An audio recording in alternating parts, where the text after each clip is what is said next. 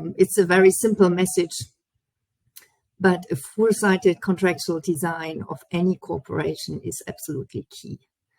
And any cooperation literally means any talk or any exchange between researchers or academics. We know from cases we advise on that huge litigations often start with a very, very small email exchange between, for example, two researchers from two different institutes who are very proud of what they recently found out in their lab. And yeah, people like to talk, in particular in the academics field. It's very important to be the first.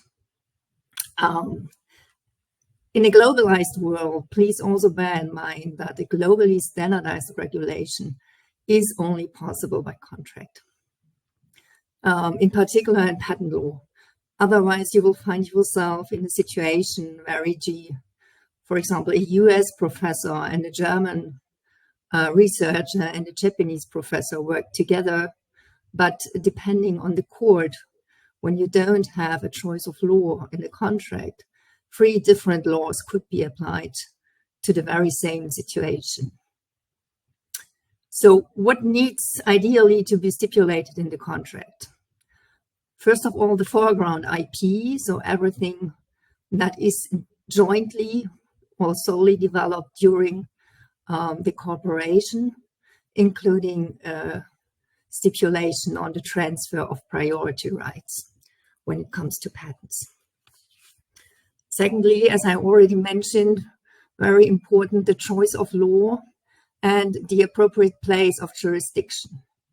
So here also please bear in mind there are some mandatory rules on applicable law in the UPC.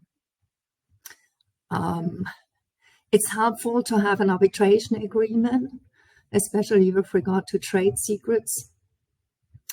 And that is key of our practice, of Damien and my daily work, a foresighted regulation of the co-ownership community.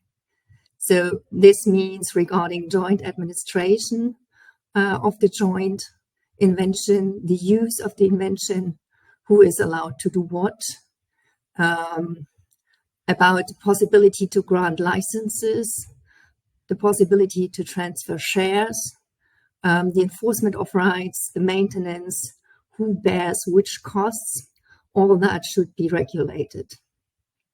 Also, the process for determining the respective co-ownership shares should be determined.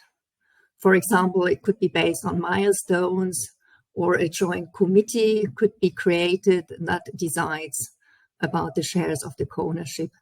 And in case of doubt, there are equal shares, whereby equal shares always have the problem that then the co-owners can block themselves. So this, in practice, this is quite difficult to live.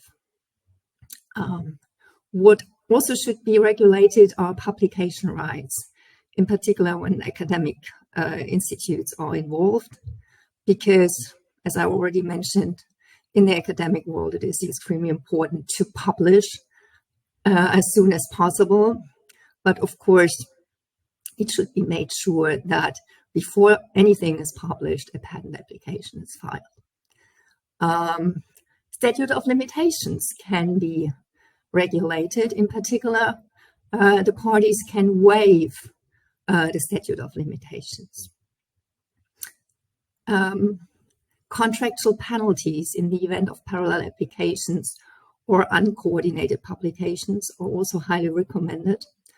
And finally, last but not least, but as always, ensure compliance with competition and antitrust law.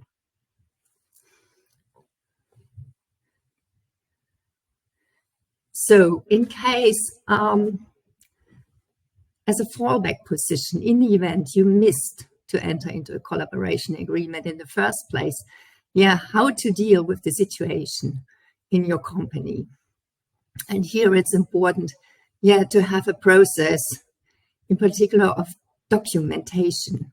So both during a collaboration in order to be able to determine the inventorship shares, but also when you haven't entered into an explicit agreement, it's really important to document as precisely as possible who contributed what, also unofficially, which means when people just talk during coffee break, for example.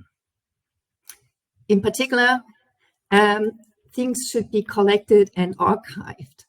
So any email correspondence, and in particular also any chat correspondence, should be saved. Chat correspondence is quite difficult to properly save, so I usually recommend to determine one way of communication, and ideally email is better than chat, but I know that in reality people like chats. Agendas for meetings as well as meeting notes, meeting minutes should be saved. Also all handouts, slides that have been presented during a meeting, and attendance lists with place and date of the meeting should be saved. So you might turn up in a situation where where discussion comes up 10 years later on. Who was actually present in the meeting, and did someone follow the presentation, or was he just out of the room at that moment? And finally, lab books and also lab minutes should be saved. And here it's in particular important to take care that the handwriting in lab books is also legible. Ideally, you should also document what was already known or what was already state of the art but unknown to the cooperation partner. In particular, what was previously developed internally in the research area, to be sure what is background IP and what is foreground IP.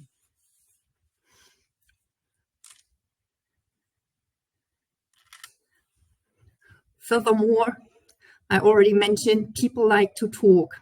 So one very, very important thing in your company is to sensitize your researchers and your employees in-house how important it is to be confidential about anything they develop. It's often considered a very unnecessary bureaucratic exercise, but you must make your employees understand that it is absolutely key for the success of your company in the future, that it is enabled to enforce its rights in future patents. So please teach your own researchers and employees about the necessity to keep confidentiality to any external people, in particular if they are good friends or colleagues from college or from school. I think you know what I mean. So any data, knowledge, or exchange of material among so-called colleagues requires an agreement first. People really need to understand this and live this. The final lesson for your internal organization is that it's absolutely key to monitor new patent grants. The deadline of 3 years is quite short in real life, so the condition for this regular monitoring actually is to ensure a proper flow of information in your company. So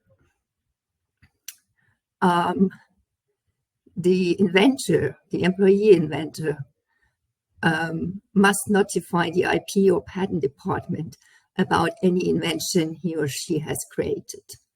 And if any new, and they then monitor this technical field by using research tools. If any new patent grant should be published that falls within the same scope of the invention of your employee, it must closely be analyzed. So in general, I would recommend to monitor the most important competitors and contractual partners in your own industrial sector. with increased attention to research and development, to the scope of research and development collaborations. In the future, there might hopefully be some research AI tools that automatically synchronize your internal invention notifications with anything being published in the public registers. So that's basically the end of our presentation that we prepared on this topic. But we are happy to take your questions if there are any, to answer them.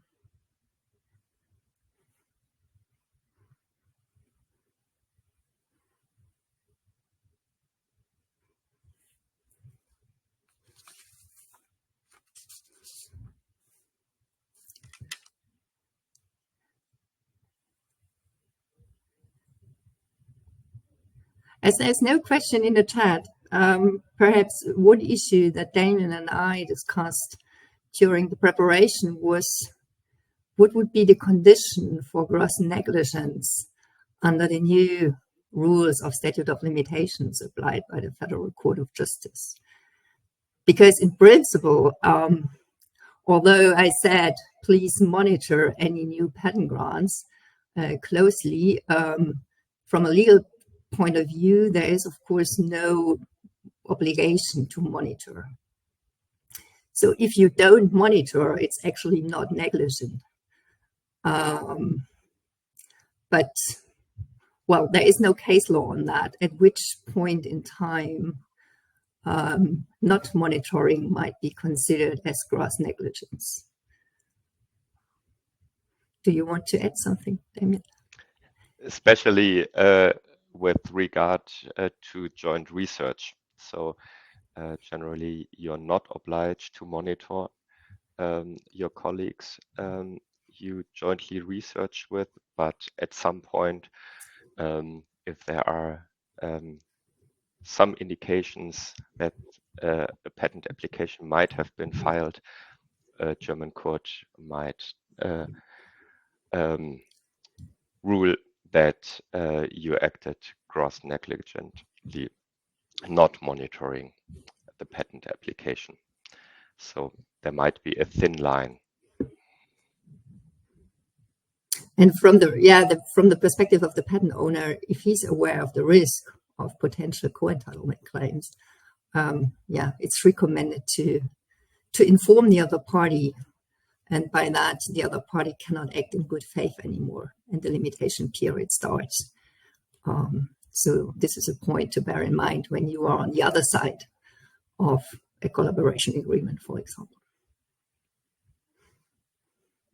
If you don't have any questions right now, but want to think a little about what we just talked, and any questions should come up later, please just drop us an email, and we will be happy to answer them afterwards. So there will be our contact details in the slides as well. So thank you very much. You've taken the time this morning, and we wish you a very successful day. Thank you. Have a good day.